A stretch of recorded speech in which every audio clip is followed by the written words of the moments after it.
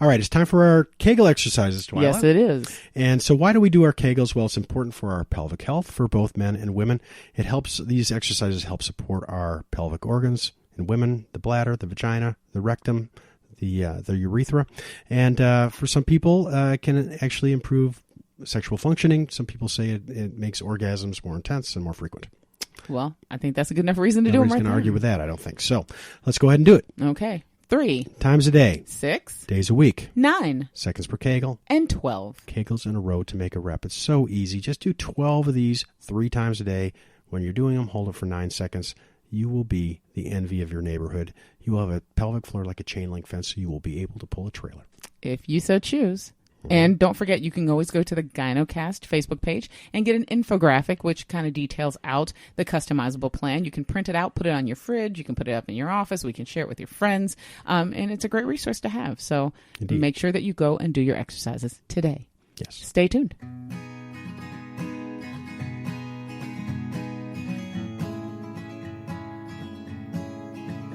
Hello, everyone, and welcome back to the GynoCast. My name is Dr. Eric Heegaard. I'm here with Twila Dang. Hello. How are you? I'm good.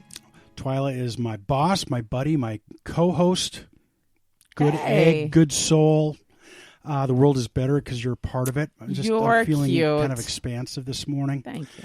And today we're going to start a conversation about a topic that we talk a lot about on the GynoCast, which is near and dear to my heart, something that is very important that we all know more about and educate ourselves and others, and that is endometriosis.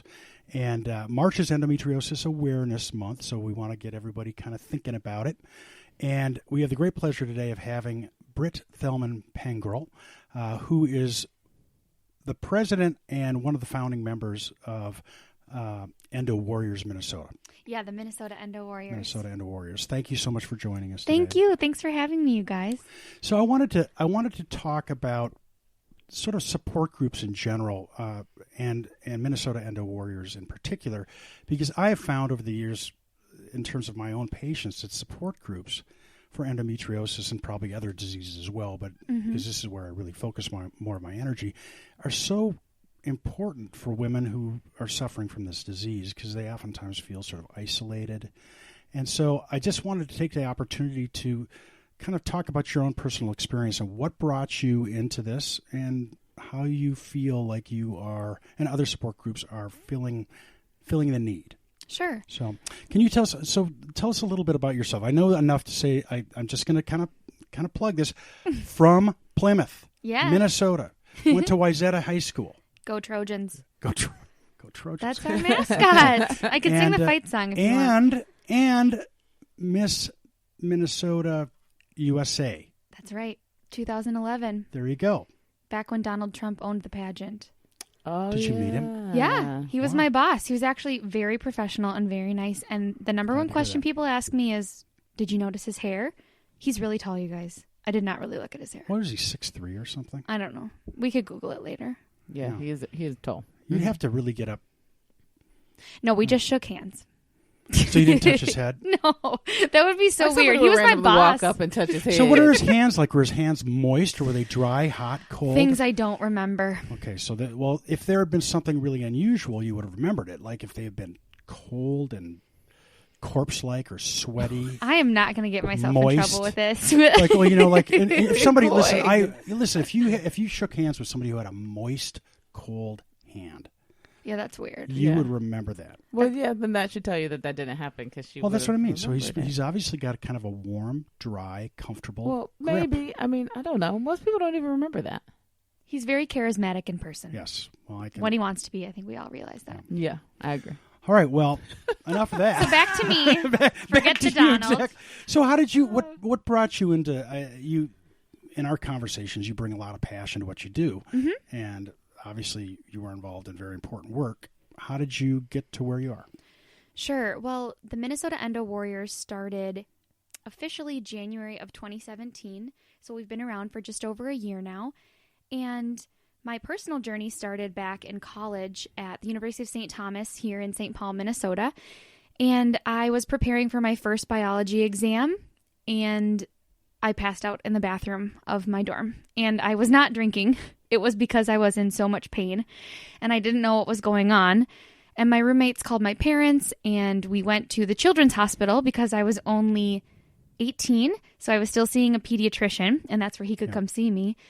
And they didn't know what was going on. They were giving me painkillers and then I was getting sick from the morphine. And then I was on the cancer floor. So all the cute medical students would come by and say hi. My aunts loved that. But otherwise, my answer was, well, I think you should go on birth control. You could have endometriosis, which is the first time I heard that disease. So they actually... Yeah, they mentioned brought it. that up as a possibility. Or it could be an ovarian cyst that burst, but we're not seeing anything on your scans. I know that sometimes, correct me if I'm wrong, but you can see like fluid in someone's pelvis or if they've like had an ovarian cyst burst. Yeah. So they weren't sure if that had happened. But they kind of sent me on my way and birth control was it. And that was a lot for my parents to handle at the time, growing up very Catholic in a very conservative family, you know, understanding the medical needs for birth control outside of, you know, preventing pregnancy. I had some good luck with that as a treatment option for a while. And then I started struggling a lot with depression in college and body image issues. And I actually found that after going to counseling, switching my birth control made a difference. So that was interesting. Just by switching, whether I was on the pill or a different version, like the shot or a patch or the NuvaRing, that really made a difference in my mental state. So I thought that was kind of unique. I'm sorry to interrupt this, but that's very intriguing. How did you find the right thing? Was it just trial and error? Like you just tried one thing and responded that way? And unfortunately, and that's really hard when you're in college. Right. I mean, you're trying to figure out your life and stress.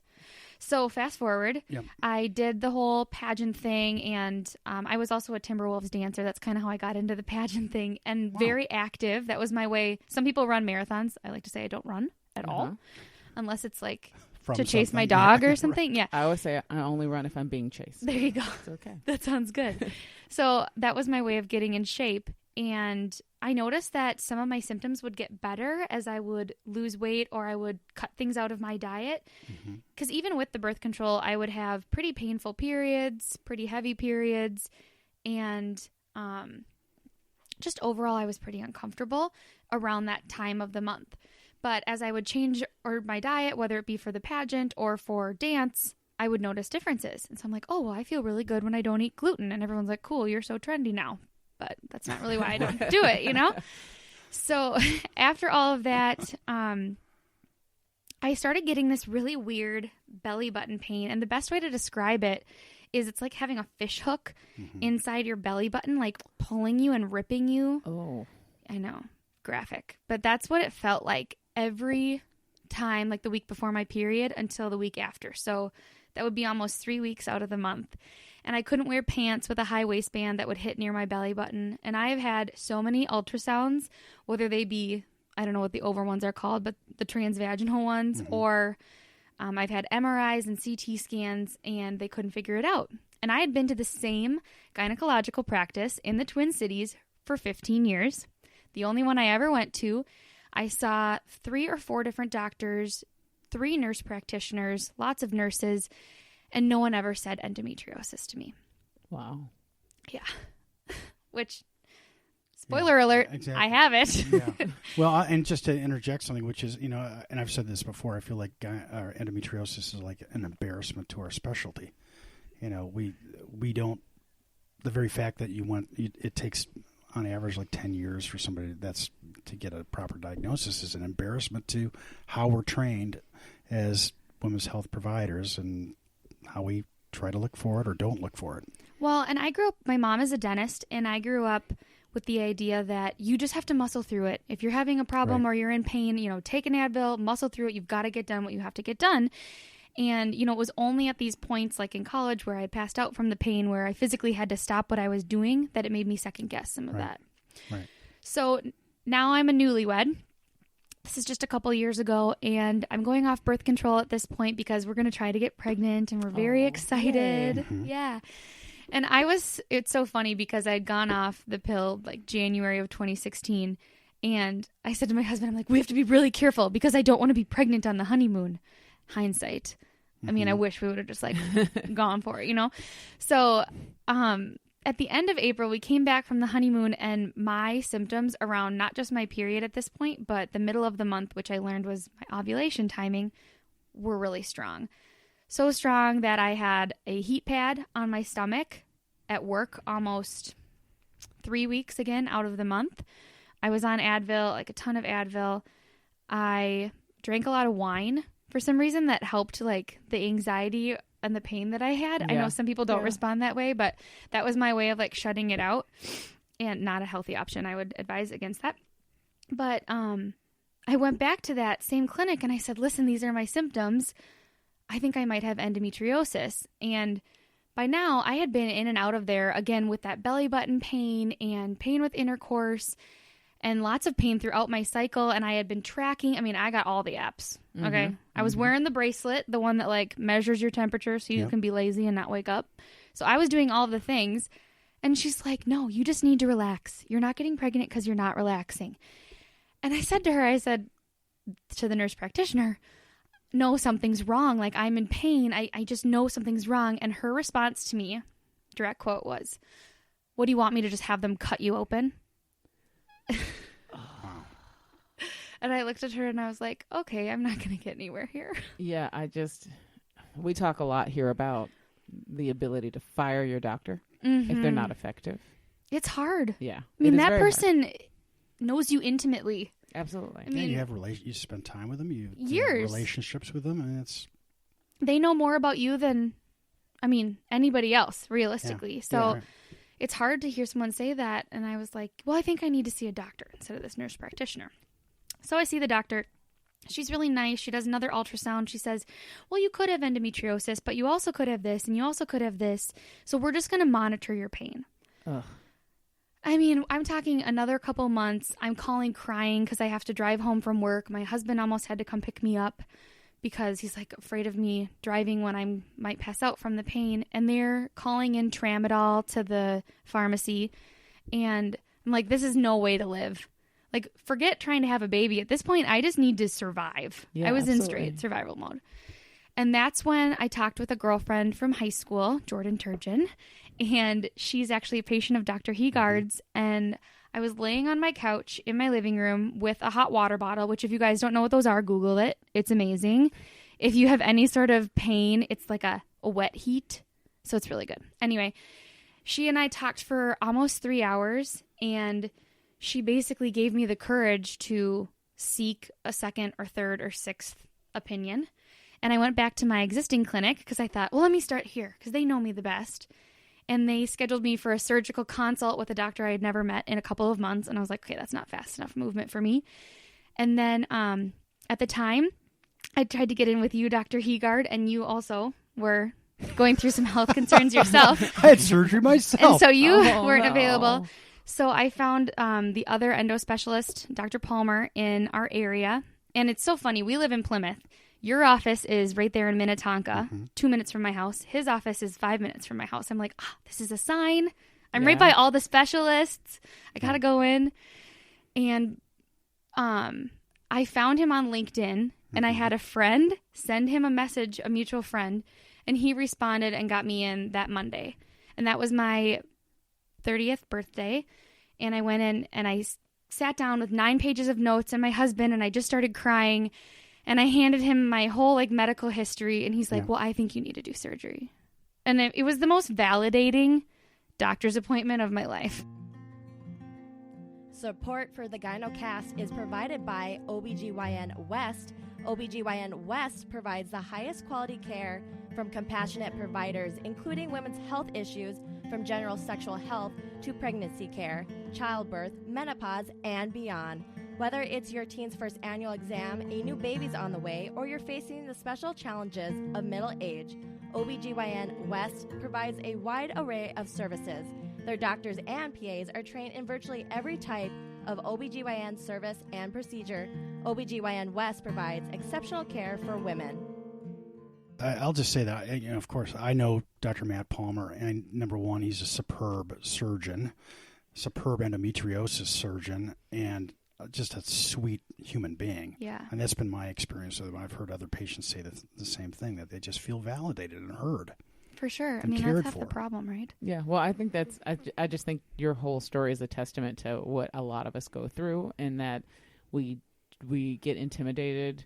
We're in pain. We're suffering. We know something's wrong, but we're intimidated when we hear doctors tell us you're fine, and you start questioning yourself and questioning your ability to assess yourself. And in reality, it's really, really difficult to sort of hear your voice and let your voice ring true over anybody else's, and get brave enough to take action. So kudos to you for taking action, and really kudos to your friend for having the conversation with you that helped you get there. Yeah, I have to say I do have someone very close in my family who is a nurse midwife and a champion for women's health usually. Mm-hmm. And I reached out to her and she told me to stop listening to Google and start listening to my doctor. And that's when I was like, well, I'm not going to you for any more advice. So sometimes you just have to honestly, you have to advocate for yourself. You're You have to your listen own to. You have to advocate. listen Yep. to your own. We all know our own bodies better than. Well, we say that all the time. You have to learn your body, learn what's normal for your body, what's not normal for your body. Track your body and its patterns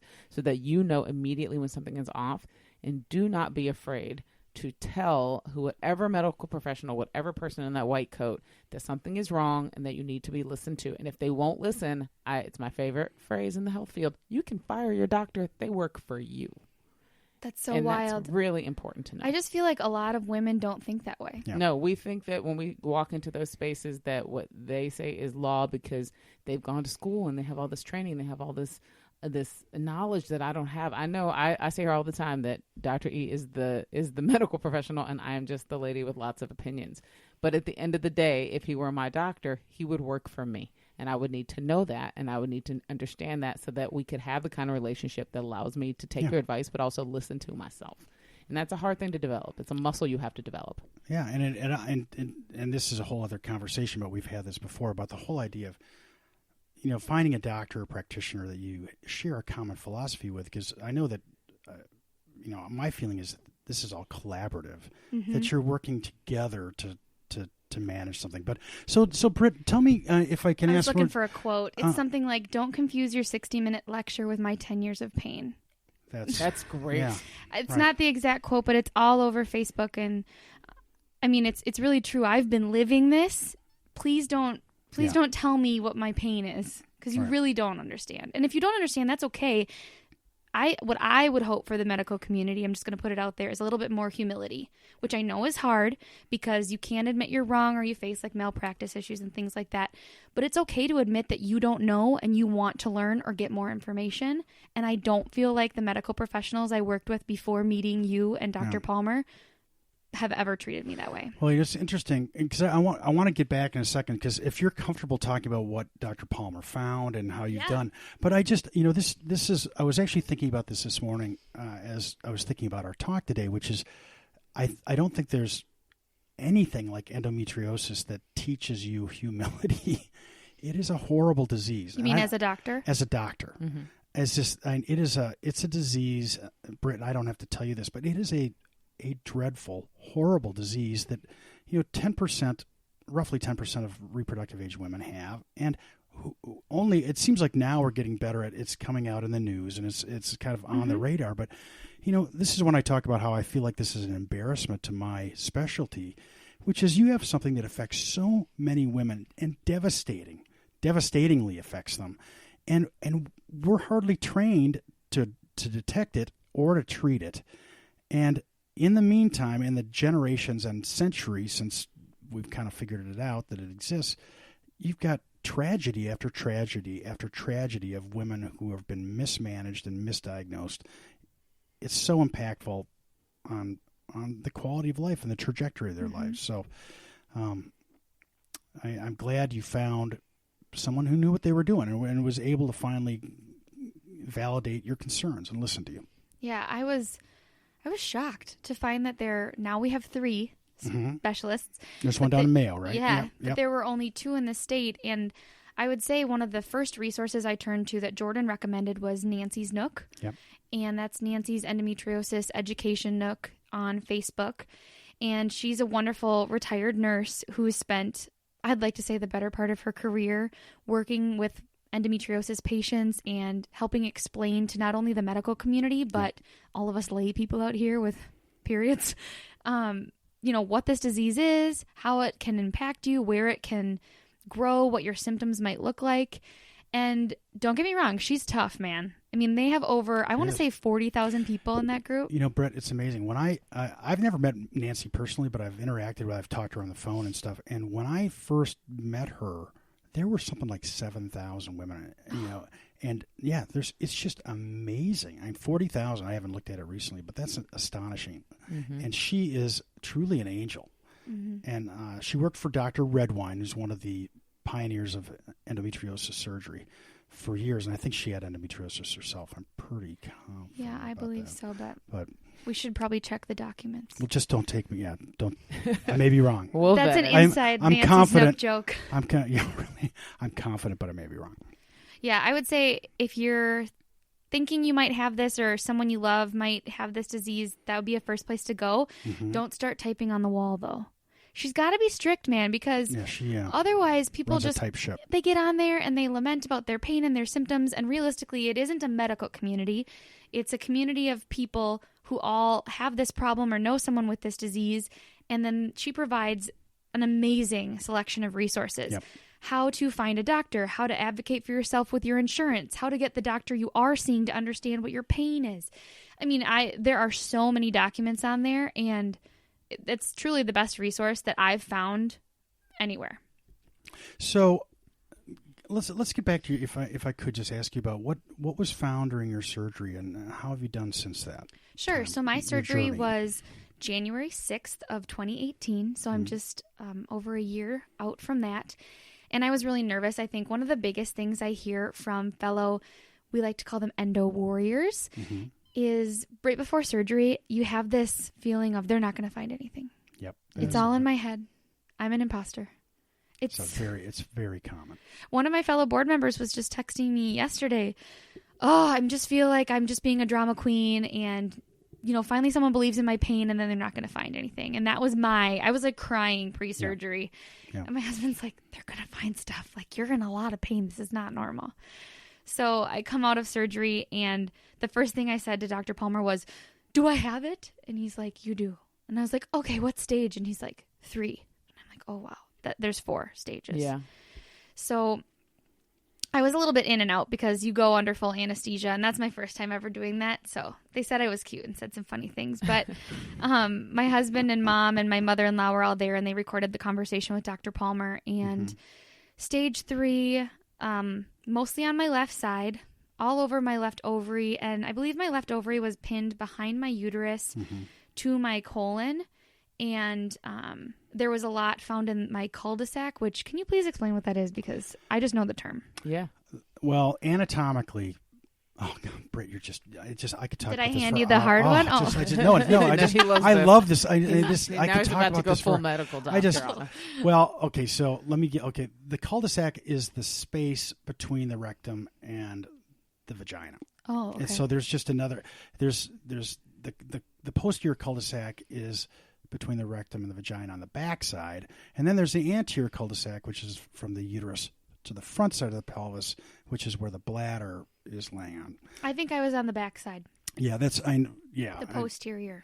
But the reason I got a little jitter of excitement here is I could just talk about the anatomy. There's just something about anatomy that just, because with endometriosis it is all anatomy. But I don't want to get on that.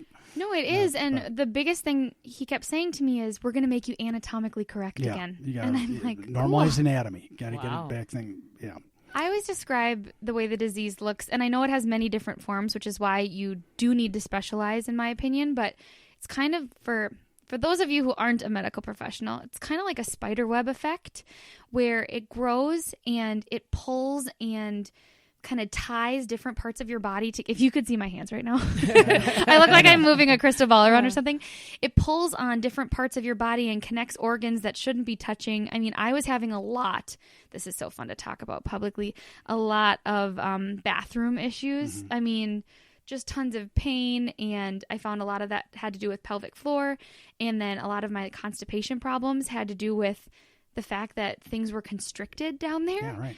And my body was responding as best it could and making accommodations. But, I mean, when you have this disease basically constricting what you can do and how your body can move, of course it's going to be painful. Yeah, absolutely. Yeah, and so, because most of the time, as you said, it was just from what you described for me, it's almost generally in the backside. And most women, just in general, with endometriosis, almost all of them have some gastrointestinal aspect to it, whether they've got it on their bowel or not. But oftentimes it's nearby. And sometimes it sounds like in your situation it was bad enough that it was actually scarring the rectum, and your body was trying to compensate for that. Yeah, I think so. Did he find, I'm just curious about the belly button pain. Did he find, was it on a ligament that was going to the belly button, or was it just one of these situations where, because everything is attached. This is the thing that's interesting about the pelvis and the abdomen. Everything is connected. And so even though... Well, your ovaries are kind of floating, aren't they? Ideally, yes. Okay. They're kind of floating. Like, in my case, the left one was not. Yeah, but. like tennis balls on a string. And Okay. so, so did that pain get better afterwards? You know, it did, but I would have to say it isn't gone. It's much better, and we never found the exact reason. We have since done like another MRI, and I think I have a small, I'm going to forget the word. What? Like, you know when tissue like comes through? Oh, a hernia? Yeah. See? I feel like Brett, I could play you are Dr. Charades with so, you. she's just handing me the softball questions. This is so good. Oh, you mean a hernia? Yes, I do, Brett. I guess I have a small hernia in my belly button. Okay. So he thinks that that's contributing to that pain, but he also removed my appendix because I guess endometriosis can show up there a lot. Yep. That was clear. Yep. So I'm down an organ. It's okay though. You're The okay. useless one. Don't We worry didn't know about what that it. was for And we anyway. can't give one back either. That's you're down one, and that's too bad. We can't even it up. But So, no, that's kind of the information that I was given, and then I felt a lot better over the course of the year. I haven't been on birth control because we've been trying to get pregnant, and some of the symptoms have come back with the belly button stuff, but it hasn't prohibited me from life or from wearing the clothes I want to wear, for example. So now, so you started Endo Warriors, I'm sorry, when was it? Okay, so 2007? So technically, I met with Allie Spinelli, who was our first president, in December before I met Dr. Palmer. Is that right? So I had already self-diagnosed myself with endometriosis. Well, that's amazing. I mean, it's just amazing that you took the bull by the horns even before with the I find a lot diagnosis. of women have to do that. Yeah. You have to convince yourself that you have it before you can convince a medical professional that you have it. And I mean, I would assume like any diagnosis of a disease, there's a mourning and a loss period of, being hard on yourself and why hadn't I known this sooner? And here I am and I'm 30 and all of this. So, or 31. So for me, it was like, okay, how can I regain control? Because that's very much my personality. And I reached out to everyone online, and then I saw a couple girls had started the Endo March, and I'm like, okay, I want to get in on this. And I met with Allie, and we started our board with Emily as well. And technically, we started before I even had my surgery. So talk about imposter syndrome. I didn't even know 100% that I had endometriosis, but I was like, we're doing this. That's not imposter syndrome. You were being proactive. Yeah. Oh, thanks. All right. Wow. You guys are awesome. So you get this going, and so it's it's a fantastic organization. Thanks. And so what? How do you feel like? I guess what has happened in the last year or so with the organization? And it sounds like symptomatically you're doing well. You're in the middle of a fertility journey, and so I hope you will. For those of you who are not members of the GynoCast Facebook group. Shame on you. I'm going to do that. Stop I know. that. It's been a year. Rude. It's been a year or more since I couldn't help myself, Twila. But we were tired of that. I know, There's but no need sometimes to. I just want to shame people. It's But terrible. you don't need I need more to. therapy. I got to think. Why don't you entice them? I've always said carrot that. and stick, Britt? Carrot Yeah. and stick. You got to. I'm using a little bit of stick. Shame on you. You always get a little more. But the GynoCast Facebook group is a world of wonder. It is. It's lovely. It's so easy to join. It's an incredible support group. And he apparently doesn't shame you once you're in. No, he doesn't. Yeah. So, but if you are comfortable, I'm just throwing this out. You don't have to commit. Don't commit. I mean, I've talked about my bowel movement so far, but sure, try me. Well, I bet you people would want, if you're, again, I'm saying this knowing I'm probably stepping over the line. Should I stop? No, I'm not going to. No. But maybe people on the GynoCast Facebook group would want to know how you're doing with your fertility journey. If you feel comfortable, so we'll talk about putting pressure. We'll talk offline. Well, I actually share all of that stuff on my Instagram and my So Twila, there you go. page. We'll talk offline. Twila. All right. But yeah, we can get some links up and stuff. Indeed. Okay. So, I want to spend, first of all, thank you, number one, for sharing your story, because it is so helpful for people to hear somebody else have the courage to talk about what they've gone through, the good and the bad aspect of things, because at least and I'm talking again as a middle-aged white guy without a vagina. I'm just throwing it out there. Thanks. Right? Just in case you guys wondered. But, and so I'm going at this from my own unique perspective, but in taking care of many women with endometriosis, one of the things I've seen is the isolation that many women feel of not feeling like they don't know where to go to have support and get good information. And so I just want to thank you for helping to spread the information about this horrible disease. And so, but I also want to I want to encourage people to listen. We're going to have another podcast with Britt where she talks more about the support groups of Endo Warriors and et cetera. And we also want to talk about the upcoming Endo March. Endo March, exactly. Endo March, which is in March. On March 30th. On March. We're going to march. And we are going to march to support endometriosis. And because March is Endometriosis Awareness Month. And so, thank you, Britt. Yeah, you can get all the information at www.mnendowarriors.org. We'll have that. Thank you, Twila. We'll have that all included with our show page information, too. Nice job, Twila. I feel like you really did a good job today. Well, thanks. I'm good at pushing the button. All right, thanks for listening.